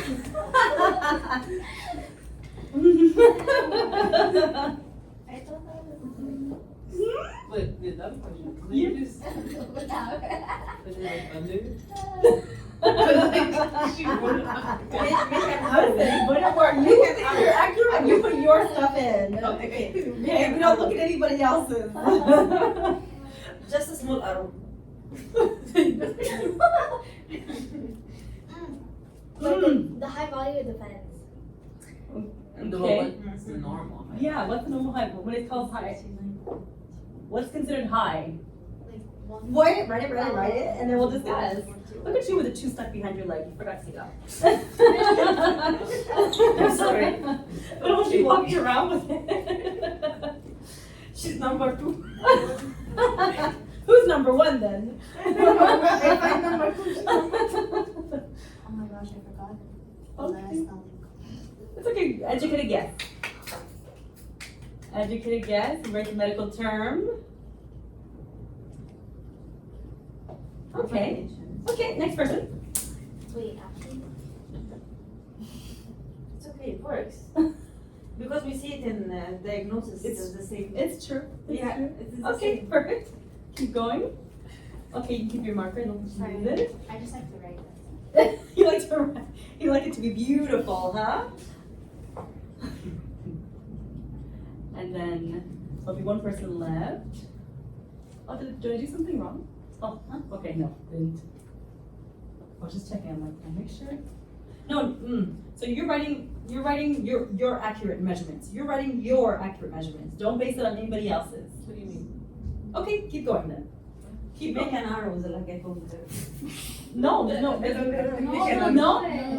no arrows. You write your numbers. You're Write your actual number. like the One, O2 the sound. You're in the range of O2 sets, so you have to write for O2 set. No arrows, darling. Okay. And we don't cause confusion. Nope. Alright. So you need to fix it. Okay? Because if there's somebody else made a mistake, we don't say, right now we're trying to see what the numbers are, and then afterwards we can fix. Right? Because then it looks like 2 people made a mistake. At least you caught yourself. Okay. You need to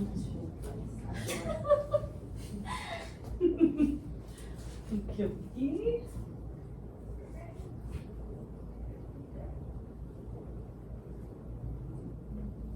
And then who wants to do temperature after? Because the temperature is different. Do temperature? Who wants to do it? Eeny, meeny, miny, mo. There's I'm gonna try to do it. It's okay. Okay. Okay. Okay, we're good? I'm just trying to remember the name. Yeah. No, you don't know the, okay. Okay. Give it to me. No. This. Then. 56.1. Okay.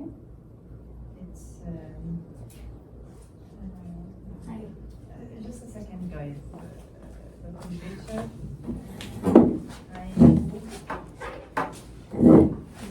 me. M. This is M. Okay. Okay. It's in Celsius. Okay. Okay. Let's see. Normal. Because your tongue will go back. This is for you to take home as well. I'm bringing back. I'm putting it in. No, yeah, but sometimes when your tongue makes you just goes back. I think, yeah. Other side. No, at all. Guys, will not try too much. Celsius. Okay. Surgery. And this is Or operate. No. No, because as soon as your tongue falling back. 0.8. Yeah, like your tongue just goes back. So I had Fifth. hypothyroid. Or No. hypothermia. No. I don't know, I just got like classes. Yeah. You don't mind. Yeah. We did it. Okay. And then I wouldn't read it. Alrighty, ladies. So let's come over here. Let's just check. We'll correct. We'll have another marker. If there's something wrong, we'll correct. So remember, accuracy is everything. All right. So for the blood pressure, we put for the normal range, we put 120 over 80 millimeters of mercury, is that correct? Yes. And then for low value, we have less than 120 over 80, is that correct? For normal, For the low, For low. is this correct? less, yeah. But it depends. I also put. I would 100. put- You're right. Yeah, I would put What is the answer? Less than 100, yeah. systolic. Yeah, 100 over. Over. Six. Yes. Yeah, I get it. You got it, but she wrote, so put a line through, good job, and then we're gonna put, 100. she's writing it so tiny, look at her. She's so funny. But now we have an idea, because I was incorrect. Okay. Now for the high value, 140 over 90, is that correct? So greater than 140 over 90, we consider that Hypertension. beautiful. So we agree with it now, with that correction. So now let's look at the pulses. So we said that it's beats per minute, and then we have less than 60 is called bradycardia, we agree? Yeah. Okay, 60 to 100 beats per Yeah. minute is normal, and more than 100 beats per minute is Yes. tachycardia. We agree, whoever did that, high five yourself. Okay, so for temperature, we have less than 36.1 is considered hypothermia, that's what you wrote. Do we agree? Okay, I agree because it's the elderly population, right? We gave that discrepancy. Yeah. In the sense that like, we tolerate a little bit less for the elderly, so yes. The normal range, we put 36.1 to 37.5. What do you guys think? Yeah. For the elderly population, yeah, but for you and I, it's considered what? It wouldn't be 36.1, what does it say in the textbook for us adults? For others? 37. No, it's 36.5 to 37.5. For others, but it's written this in the book. For elderly. For elders. For elderly, maybe. Because you guys read the nice chapter on the elderly population, so that's where you got it from. So that's why it is correct for them. And then the high value, we put 37.8 and more, and we call it hyperthermia or febrile. We agree? Yes. High five yourself. Okay, so respirations. We said that it's in BRPM, is that correct? Yeah. Yay! And then we said it was less than 95%. No? Okay, we agree? They're No? all wrong. Oh, they're all wrong. Do you want to Yes. correct it? Do you want to correct yourself? Make a line through? You said no. At least you figured it out. Okay, so less than 12, do we agree? Yes. Yes. Okay, for the low, normal, what do you think? Okay, 20, okay, now 12 to 20, we agree for normal? Yeah. Okay, and then the high, we consider that greater than 20, do we like her new answer? Greater than. Awesome. It says Oh, I thought you didn't like her answer. Good. So tachypnea is when it's high. What's the low? Yeah. And what's the, let her figure out, what's the normal called? Yeah. Oh, so you guys listened. Yes. I'm excited. Okay, so good job, good corrections. Yeah. See, we look at the second time around. We don't look at the first, so it's good. O2 sat, less than 95% in the Yeah. low value, we agree? Yeah. Yes. Normal range, 95 to 100%. Yes. High value, 100%. Yeah. No, more Oh, than more than- 100. No, more than. More than When the 100. machine will say. So Ah. the machine will not say more than 100. So how are we gonna determine it? What did we talk about? We mentioned this. How are we gonna determine if there's if the O2 sat is high? The Oxygen test. Which one is it? There is a test. Remember? Blood. Yeah, it's a blood test. Yes, blood Yes. test, right? It's Oh, like name for it, we but I know don't that it's name. high. It's called a venous blood gas. Oh. Oh, we all remember them all. You guys are so funny. You're like, yes, I remember. I should give So we're gonna write it down. Venus blood test. You know, She said it. She's so but I funny showing forget. us. But okay, at least you guys know you cannot Just see say it in the it. O2 stat, right? You have to look at the Yeah. venous blood gas. Yes. So that when we can draw up, when we take it from the peripheral, IV, and then they send it, the doctor will order it and we'll send it to the Yeah, lab. but how would you You look on the lab. suspect that? No, how would you suspect that's high to 100? So the machine goes. Right, but if you have somebody that you're giving oxygen to, there's times where, especially if they're not if they're unstable, Mhm. where they need to go in and make sure that they're getting enough oxygen. Okay. So they're sitting at 100%. So, but then when you maybe have them on 5 liters, sitting at 100%. So when they send it into the system with the blood gas, maybe they're sitting it won't say 100, it'll say 120%. That means you're giving too much oxygen, you need to turn it down. But we should have already started turning it down. Why did we wait so long? Because if you had turned it down, they would have still been at 100. If you dropped it down to 2, they'd probably still be at 100. But in the blood gas, it's going to tell you, you hyper-oxygenated this person. Understand? But usually it's going to be, I can show you guys later in the blood work, how to look it up. Good? Yeah. Good, we got the circulation going, I'm happy. So we have a few more activities to do, but I think we're gonna have to resume because I still have to finish going over some things. But are there any questions over what we covered so far? No. It's good, it's clear. So the last part of this section, so that we'll resume it afterwards when we finish some of the evals. Are you guys responding?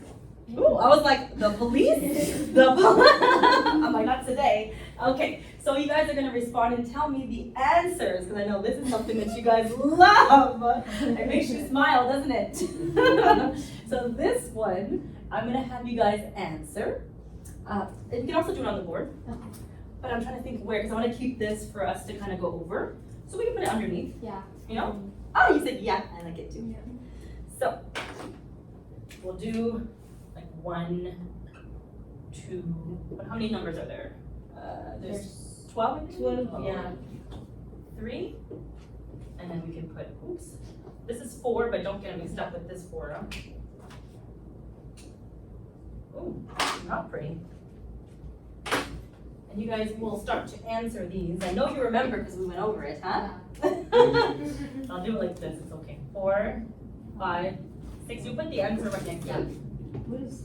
Don't look at your papers, you should know this.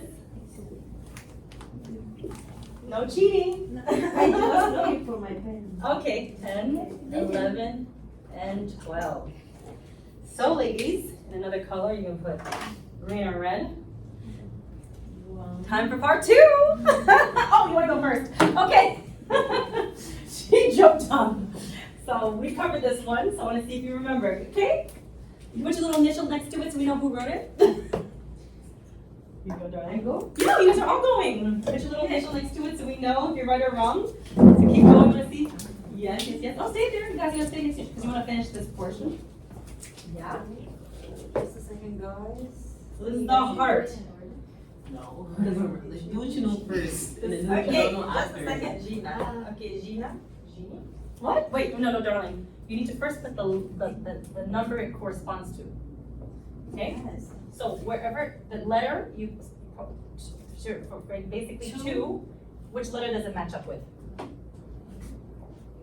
Just a second. I mix up like this. So 2 matches with what? Yeah, she. Okay, so you write that and don't write too big, okay? And then put your initials next to it. Okay. Now I understand what you did. Okay.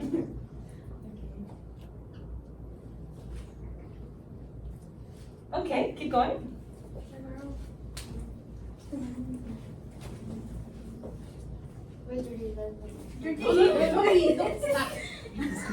Write my name. No, you don't. Okay, I did it. Write it first. You know it. I did it. You close it. Do what you know already. No, do an order. No, I'm not sure. Order. Do what you know. I agree. Do what you Do know. what you know.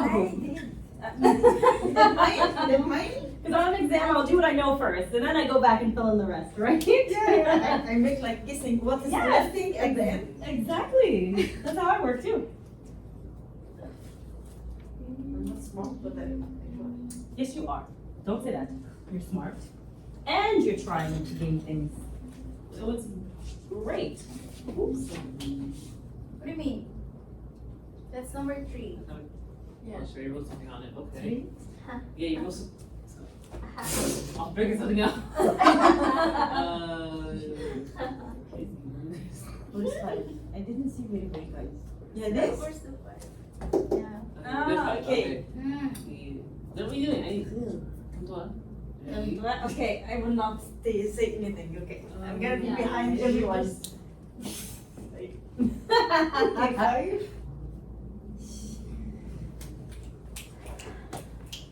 We're kind of recapping before we end our day. Okay. Think about your answer that you're gonna do Wait, now. wait, no. She wants to change her answer. Oh. Okay. Are you Okay. sure? No. Where's 11? Are you sure? No. Okay, keep going. Where's 11? 11 is right here. Yeah. That's Oh, 11. okay. Yeah. Yeah. Okay. 5, wait. It's supposed to be 13. Okay, you take my turn. Okay. Oh Okay. gosh. It's okay. Let me see, guys, because for me, for numbers, I mix up all the time. This is 10. Yeah. Okay. Yeah. Yeah. Let me see. You're going for the easy one. Hey. Okay.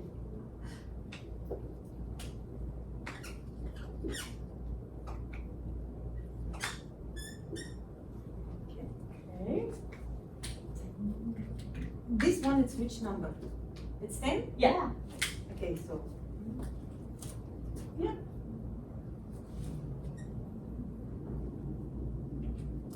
Okay. She wants to take it back. Okay. Okay, Good. Final answer? Okay. Okay, what's fighting the winning is his answers.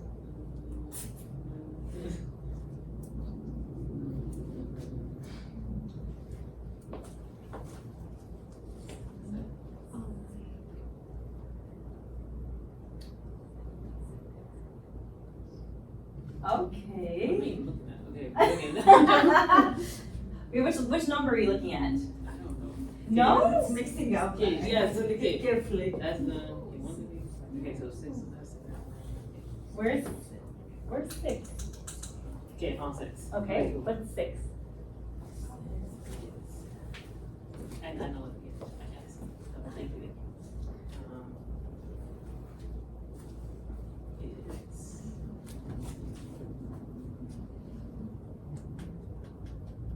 It's Okay.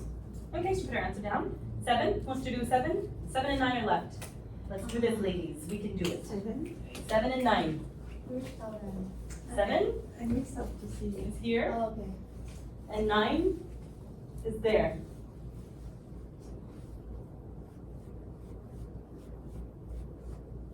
Okay, 9, last one. Oh, no.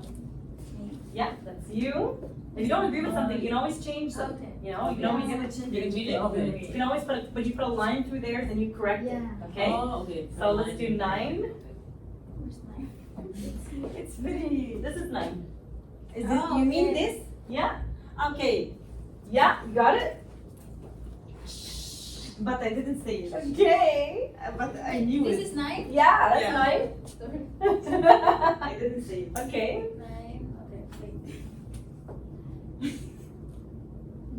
This one. I can't. I will bring Jessie for you guys. Oh, yes, maybe they weren't in your class? She No, is we the were- best. Okay, yeah. I retained from her everything she said.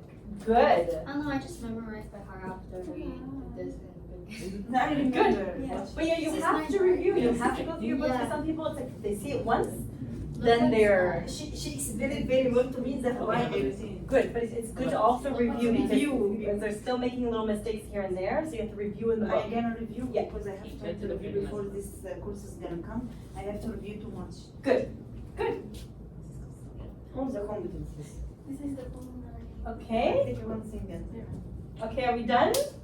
Yes. Can we change now? Yes. Okay, so now you're gonna cross, if you don't agree with something, because right now maybe people are having some hesitations and thinking, I don't know if I like my answer, okay? If you don't like your answer, just take a different color, mark through it, and put the correct one, okay? Yep. Yeah. Kind of, Yeah, some off. okay. Okay, good. Next is, Yeah. that's L, so Yeah. 11 you said is L, okay? Yeah.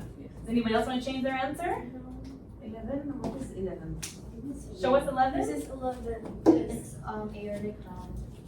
Ah, this 11, Yeah. what did you do? I put H, but I realized L. Good, you corrected yourself, that's all, it's, Yeah, and it's fine, that's learning. Keep going, so is everything else final? Uh, Yeah, I can Yeah. look at it? Yeah. I guess. Okay, so 1. So what is this called, ladies? Superior and Inferior vena cava. Yes, so we talked about that. We talked about the superior and inferior vena cava, and they all bring blood to the love Deoxygenated blood without oxygen. good. Deoxygen to the right atrium. atrium. So 2, we put right atrium is 2. Where's right atrium? J. So we agree with her? Yes. I just want to say yes. So this one we agree, this one we agree. And then we have 3. Which valve is this? It goes from the right atrium to the right atrium to the Right ventricle. beautiful. So that is called the Tricuspid. I agree. So Yasmin, high five, you did it right. Okay. Number 4. So now we're going from the right ventricle. Where is number 4? I can't see it right now. Oh, yeah, sorry, I said it to you guys, sorry. Yeah. So 4 is the right ventricle. And did we put that? Yes, we did. These are better answers than you guys gave me 2 weeks ago, so I'm impressed. I haven't corrected anything yet. Okay, 5. So from there, we go here. In the We talked about this. pulmonary No, but it's going through the pulmonary. 5 we put as I. Where is it? valve. Yeah, I agree. Pulmonary valve. Good job. And then from the pulmonary valve, we're pumping blood through the, what's this called? 6? To the pulmonary artery. 6? Oh, I'm impressed. You guys listened. Oh, almost. We almost got it. It's okay. We'll clean it out. You did listen to me. I'm impressed. She said it goes away from. Good job. 6. Because remember the first time you guys did this with me, I know that you say you learned and you knew everything, but you didn't remember these things. So I'm impressed. 3 weeks later, you guys are remembering. Okay, 6. So then from there, it goes to the lungs. And then into the pulmonary vein. Right? And it comes back to the heart, to the Pulmonary vein. pulmonary vein. So we have 7 as pulmonary vein. 7, 8. I'm impressed. Good. 8. So then from the pulmonary, then it goes 8 to the left atrium. Do we have that? B? Yes. Oh, I agree. I'm impressed, guys. Like the first time around, I should have taken a picture. 9. So it goes from the left atrium through the mitral valve. I agree. Mitral valve. And then from the mitral valve, it's going to go into the Left ventricle. 10. Left ventricle. I agree. And then left ventricle is going to pump to the Aortic. 11. And we said aortic valve, is that right? I agree. And then we get to 12, which is the big aorta. Oh my gosh, well, I mean, this is a high five to all of you because you guys did really well. Thank you. I appreciate you. No, it's like, I don't know if you saw the difference, but No, we have better. first, We have better than before. okay, so it just tells you through this process, the first time around, we don't even want to talk about that, right? It was We illegal. retain from you, we retain. You guys are retained a lot. It means you challenged yourself and you said to yourself, I know it's gonna come back because this teacher should bring information back. And I did. It never went away, but your brains were able to understand. So that's how you learn. When you're learning, you can't just do something once and then expect it to stick. Yeah. It's something that you have to, one, it's repetition, but not just repetition, you have to actually understand what you are reading. And what, it's not just taking the words and putting them in your head and expecting to understand it. You have to literally comprehend what you are reading. So once we went through it and we understood oxygenated, Oxygenated goes the valve, down to get oxygenated. and then you guys were able to memorize the valves because it makes more sense. They're affiliated with the artery or vein that's coming or going to or from and coming from. So you've really, I mean, I see a huge difference in your learning. I want you to continue with this. Okay, so you won't. So I don't know if this will be up if we ever come back to this hospital. But if you are, come back up here and try to play this game again. But create these different types of games, okay? They're really important to bring in your knowledge and it tells you where you need extra help, okay? But I'm really impressed. There was only one area where you guys changed and you changed it yourself. Well, you realized it. Nobody had to say anything to you. Whereas last time, I think we had a lot of, we need to undo this. So good for you. So that's like, it tells you that you put in a lot of work, okay? So the heart is, I tied it in with the vital signs because everything, it's based on how the heart is functioning, right? It all ties in together. Yes, it's all related. So the next time, we'll go in more depth. But I think at this point, because I know we have more things to cover, and I wanted to give you guys a little quiz on the information. So I think at this point, I think we'll close for the day. It'll give you time to like allow this information to like seep in. Right? I think it's already entered based on this answer. It's entered, right? You think you guys paid attention. We talked about some of these things and they came back to your mind and you were able to answer things properly this time. So I'm very proud of you guys. So good job. Oh, you can absolutely take a picture. And then you have this I little. like it. Yeah? It's the way of quiz, it's make me retain more than the regular way, like teaching. Well, you need a mixture of both, right? You Yes. can't just have one way, but you have to study and get quizzes to get stick in your mind. exactly. But no, I mean, this is great because I'm seeing the difference in your learning. So yeah, take a picture for yourself. And then there's some candy on the table for all the hard work you did. So Yeah, I don't was forget like, to I want to say good thing. absolutely. Like you guys did so much hard work. I figured you should have your candy now. Something to show your and I know we're gonna do the 12 leads. I mentioned I'm gonna show you guys how to do the 12 lead EKG. We have the bed all set up in the back. Thank you. It's my pleasure. So, are there any questions? Just to wrap up, are there any questions over what we discussed today? When it came to the vital signs, when it came to the equipment, is there any area where you still feel like you don't know? Are you clear with the units of measurement? Is this okay for you? We got it? You guys took a picture so you can go over it? Yeah. Should we take a picture without the mistake? Well, they won't know who did it. So it's okay. There's no names affiliated with that side, okay? No, you will not. And then for the heart, it'll come back. Are there any questions for this part? No? From the lecture that we talked about today, I know that it was a lot of material, but it was a lot of review as well. Because we talked about some of these things 3 weeks ago when we first did our orientation and we discussed some of the vital signs. I think that's why your answers were coming faster too. Plus you worked on the floor, which gave you the opportunity to put into effect. And then when some medications you're questioning, do we give it, do we not give it? Now we get it like Okay, ABC. good, and that's the application of knowledge. Yeah. There's one portion where I'm taking the information, I'm trying to understand it, and then on the floor when we were here, since we're still in the unit, you guys were working with your patients and you were actually making those judgment calls. That's called critical thinking. But in order to critically think, you need information. You can't just wing it. You can't just go in there and say, I just feel like, we're just gonna give the med because I feel like giving it to The her. base, we have to get the base. And we're gonna build on our knowledge. Right. So the base was knowing these values and you need to know them by heart, right? And you had your reference tool that you can go back to. So on your next stages, because learning is comprehensive, right? We don't just take the information and then just leave. We have to, apply other things that we learned in the past with it. And that's how you're gonna become more knowledgeable, right? Because it's not overnight that you just wake up and say, oh, now I'm thinking like an LPN. Now it takes time for your brain to assimilate all this information and to make it your own. But I still see a change in all of you. The rate that you're answering questions, it's now faster. Your ability to comprehend, it's better. Of course, in the disease processes and putting it all together, there's still work to be done. Like that's okay. But I think the starting point from where we were till now, I think there's a difference. Can you guys? I mean, Huge different. Yeah, you say it's a huge difference for you. Different. Yeah. How Better come? understanding. Now, okay, maybe I know the values, but I have to apply it of what I have. I start to think about it. No, this, I have to hold it, this, no. I have to think about what I have. I have it like a Bible in my head, but I didn't apply it, but now I know how to apply it. Right. So basically, we'll just tie it into like what we did on the floor, because a lot of you guys, I say guys, but you ladies came in with information, with knowledge, but we weren't able to understand why we were doing things, right? Yeah. We're having a hard time actually applying it. Yeah. Was that stemming from not knowing, or is for everybody it's different.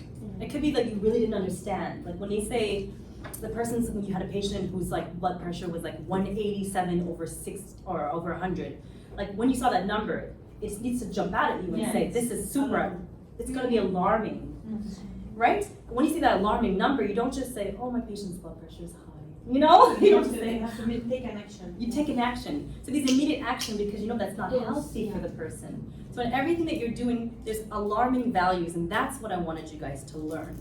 So that when you're, Emergency. yeah, it's an emergency. So do I give the medication that's gonna make the blood pressure higher? Do I give that medication? But you have to tell the RN before you hold it. So you don't necessarily if it's written, right? Yeah. So if it says hold if systolic blood pressure is greater than 180, do you have to go and tell the No, nurse? it's No, written. just Maybe write I it. have a note. Inside, Yeah. and then write in the chart. It's good. So the doctor's note is there. You don't have to write it in the chart because it's already written. You just hold it. But if there was nothing written and you were supposed to give Mibrogen, which I think most of you guys gave, It was me.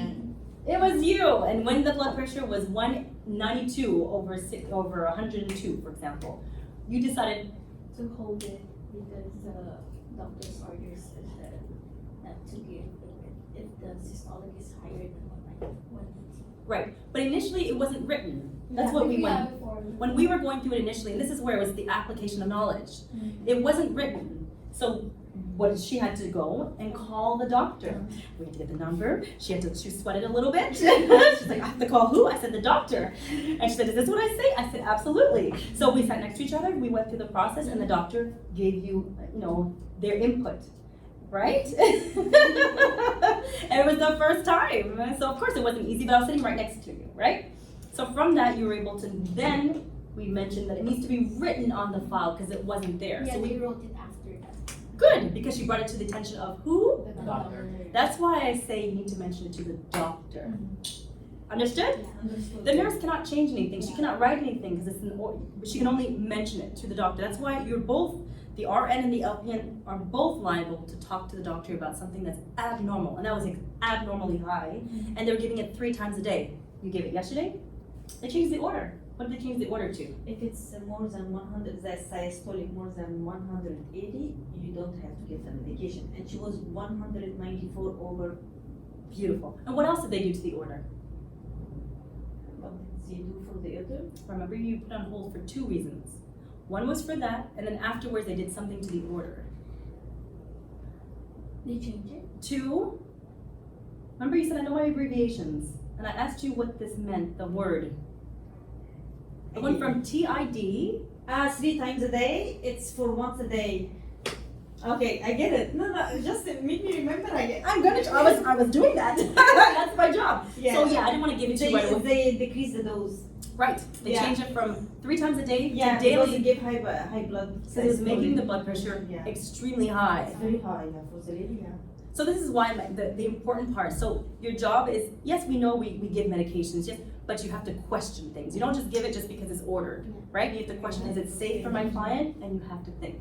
So that's what I wanted you to gain from the stage here at the hospital setting, since it was your first time. I know it's just your 4th stage, but it was understanding that the decision that you're making is crucial. It is extremely important because it has to be accurate, right? Because the person in the bed, you saw what would happen. Either, I remember once you were giving a medication, we gave Dilaudid, we gave Lasix, and then you said, miss. You know, like, I don't know what's going on with my patient. But because at that point, it hadn't sunk in. Yeah. But what, and then it's low. Why my patients, hypotensive. Yeah, then I realized why. Why was your patient hypotensive? Because the medication I gave before was reacting. It's a good reaction, so yeah. It's what you wanted. We gave metoprolol. We gave, or is it? I think it was Dilaudid or metoprolol and Lasix. Yeah. Metoprolol and Lasix. So did we expect an hour later for it? Oh, what's that called? We expected the hypotension. Yeah, But the radars were going off in her. She was ready to run around the floor, right? Because she was just like, I don't know what's happening. And Antibiotics and the hypertensive medication give hypotension. but she saw it. She visually saw the numbers drop. Because she went back to check after her break, and she's like, Miss, it's 7:30. Oh my goodness, my patient's blood pressure. And I'm like, what time do we get to bed? And I stood there very calm. You gave the medication at 6:30. Anything else you want to tell me? Yeah. Right? So, I watched her react to it because she was not yet understanding the application of this drug. Sink in yet. Yes, it didn't sink in. But now after 3 weeks, I think it's sunk in, huh? Yeah. It's not like the beginning. No. Yeah. Which tells you, and that's the important part. You have to also, because when we're learning, we have to evaluate our own knowledge growth, right? And also see where the gaps still exist. So you won't, make the same mistakes the next time. So now through all this process, what you're gonna do is think about, for the next, I don't know what stage you're gonna go on next, but you're gonna think about, is it? Rehab. Okay, good. So rehab, now you're gonna be talking about, you're gonna have patients post-surgery, so it's a lot about different treatments, exercises, things like that, but they're also gonna be on medication. So this part should not be difficult. Yeah. And the charting should not be difficult as well, because we went through it. Yeah. So you should be able to go on to the stage, making sure that these things you know how to do, and then it'll be easier to apply the new skills that you wanted on the floor, that we couldn't yet get because we were stuck with the, miss, the patient's blood pressure's super low, I don't know what's going on. I'm like, okay, sit down, darling, let's have this discussion, right? Now we don't have to do that anymore. We can do more things, right? So good for you. Are there any questions? Any questions that you have? No? We are grateful Oh, for all the knowledge that we get from you. oh, my pleasure. I think, it's also all the work that you've also done. Remember, like it's I a, didn't sleep well. I was studying and trying Good. to catch up. but it's good. And for both sides, right? I can only bring you so far. Yeah. But if you don't do any work on your end, you're gonna still be the same person that you came in the door with. But you read the chapters, you're starting, obviously it's not perfect, right? You still have room, but you're only on your 4th stage. So by the time you see me again, maybe you'll see my face again. And if you do, why not? And if you see my face again, it'll be a different story, because I think that you will from the future, next stages, you'll be looking through the charts more like we did. You actually opened them, you read them for the first time, like you actually read papers to understand. You looked at lab values, you looked at diagnoses, you looked them up at home, the history. History, yeah, because it could help to understand what he has exactly. Okay, we know the reason of admission, but the history is important also. Exactly. Because why he get this medication? He has dyslipidemia, he has hypertension, he has this fracture, he has hypomorphine. So we get this retained when we look out for the history of patient. It's very important. Good. So at least I can see that my students have come and made that connection. So what we're gonna do is we're gonna close for the day. I'm gonna finish grading and doing what I need to do. I thank all of you for your participation. Because it really helped me to also see how to cater your learning. And it's in essence, it tells me that what I do apply or challenge with